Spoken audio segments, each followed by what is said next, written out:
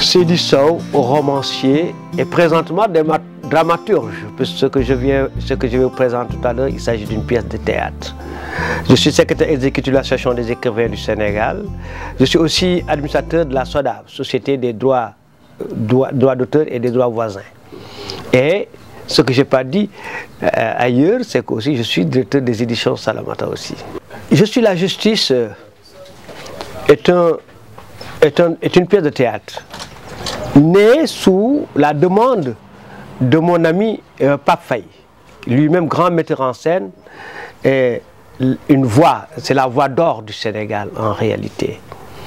Et c'est Pape Faye qui m'avait demandé de lui concocter une pièce de théâtre qui devrait parler de la justice. Et c'est ainsi que j'ai réalisé pour lui, j'ai écrit pour lui. Je suis la justice. C'est un drame, presque un drame personnel. C'est le drame d'une juge en face des interpellations de sa conscience, de sa loi et de ses propres valeurs en tant qu'individu. Et elle doit prendre un jugement. Or, le jugement qu'elle doit prendre, elle est liée à ce jugement, profondément d'ailleurs. Elle est liée à ce jugement. Puisque la femme qui a assassiné son mari, mais cette femme-là qui a assassiné son mari, ce mari qui a été assassiné, c'est le mari de la juge. Et la juge l'a arraché à la femme qui aujourd'hui se retrouve dans le box des criminels. Et lorsque la juge a arraché ce mari-là, la femme, par jalousie, a fini par assassiner son mari. Et il appartient à la juge maintenant de juger l'acte de cette femme-là. Vous voyez la position de la juge, extrêmement délicate. Parviendra-t-elle à dire la vérité de la justice, ou la vérité qui est sa propre vérité, ou la vérité relevant de la loi? Quand bien même on sait que la justice est aussi la loi, si on se réfère à ce que disait Pascal. Parce que ce qui est juste doit être fort, et ce qui est fort doit être juste. Et donc la loi est implicitement liée à la force et à la justice. Donc c'est ça le drame de cette dame-là. C'est ça que j'ai voulu décrire à travers Je suis la justice. Cette pièce a déjà été montée par Pape Faye devant l'école des magistrats à la sortie de la promotion. Et ces élèves magistrats ont bien apprécié cette pièce-là. Je crois à la suite, vous, mes lectrices et mes lecteurs, auront aussi à apprécier cette pièce que je vous donne en cadeau de Noël. Que je vous donne en cadeau de Noël et en cadeau de fin d'année. À côté de cette pièce, il y a une nouvelle qu'on appelle Au fond d'un puits. Pour moi, les Africains, tous les Africains, dans leur globalité, se trouvent plongés dans un puits qui est le puits du sous-développement.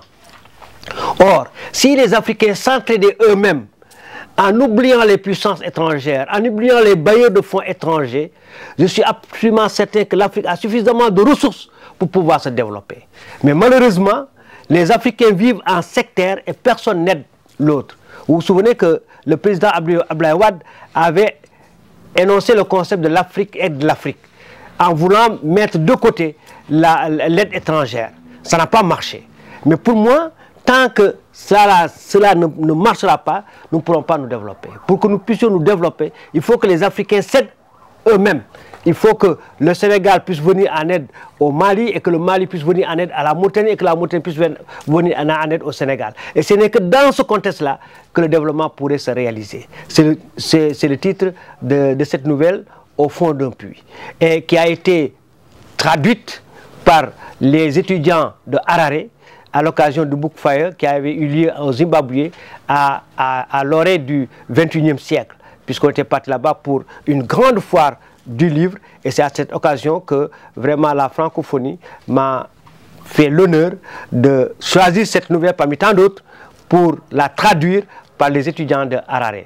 Et c'est cette nouvelle-là que je vous propose aujourd'hui, y compris la traduction des étudiants d'Harare en anglais. Vous avez la pièce donc en français et en anglais. Et je ne peux pas ne pas évoquer cela parce que c'est pour moi un honneur extraordinaire. Cette pièce a été accompagnée, la pièce de théâtre a été accompagnée par les préfaces et les postfaces de Ousmane Diakité. Quand vous connaissez Ousmane Diakité, qui est un homme de l'art, qui est un connaisseur en matière de théâtre et qui enseigne d'ailleurs le théâtre.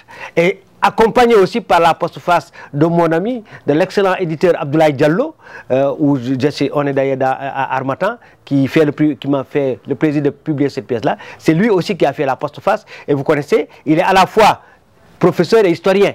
Donc ces gens-là sont des connaisseurs à la matière. Je les remercie au passage pour avoir bien voulu accompagner de leur mot cette pièce de théâtre. Et je remercie aussi M. Senghane.